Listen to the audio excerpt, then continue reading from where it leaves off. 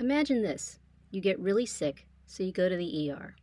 Turns out you have an appendicitis and need emergency surgery. You're taken in right away. You spend a few days in the hospital getting cared for by doctors and nurses who are paid well and not overworked. When you've recovered enough, you go home. The end. No half a dozen bills to pay, no deductibles, no worrying about whether this hospital was in network, no arguing with health insurance companies over whether this was actually necessary and should be covered. You get treated, and you go home. That's it. No payment, no stress. Under socialism, that's how healthcare would work.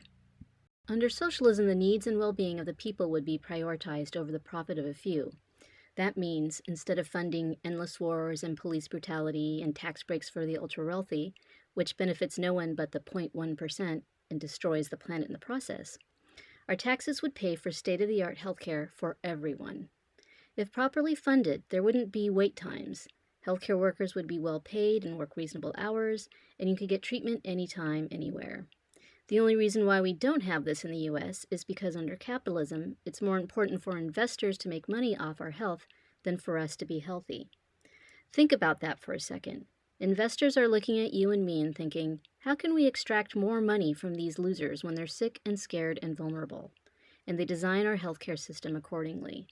In our personal lives, if someone took advantage of us like this, we'd recognize their behavior as immoral. We might even consider them psychopathic. So why do we give capitalists a pass? Why do we excuse their actions as savvy business decisions? Why do we shrug our shoulders and let them destroy our quality of life with impunity? If we want things to change, if we want to have the things we all deserve, like healthcare, housing, food, and education, then we need to recognize and accept that capitalism will never deliver a safe, peaceful, and equitable society. And to all those who say socialism can't deliver better healthcare, read up on Cuba's healthcare system. They have some of the best doctors in the world. They conduct some of the most innovative medical research.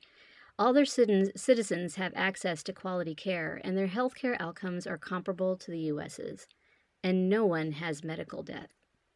Cuba's accomplished all this while being strangled by harsh U.S. sanctions.